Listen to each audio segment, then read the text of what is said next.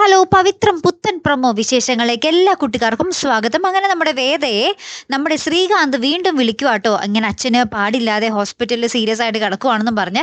അപ്പൊ നമ്മുടെ വേദ വീട്ടിൽ പറയുന്നുണ്ട്, വിക്രത്തിന്റെ അമ്മയോടും വിക്രത്തിനോടൊക്കെ പറയുന്നുണ്ട്, അനിയത്തിനെ കൊണ്ട് വിളിപ്പിച്ചിട്ട് ഈ നാടകം ഏക്കാത്തത് കൊണ്ടാവും ഇപ്പൊ ശ്രീകാന്തേട്ടനാ വിളിച്ചേ എന്ന് പറയുന്നുണ്ട് കേട്ടോ. അങ്ങനെ തന്നെ നമ്മുടെ വിക്രത്തിന്റെ അമ്മ പറയുന്നുണ്ട്, മോൾ എന്തായാലും ഒറ്റയ്ക്ക് പോകണ്ട, വിക്രത്തിനെയും കൂട്ടിക്കോ എന്നും പറഞ്ഞിട്ട് വിക്രവും വേദയും കൂടി ആട്ടോ ഹോസ്പിറ്റലിലേക്ക് പിന്നീട് പോകുന്നതേ.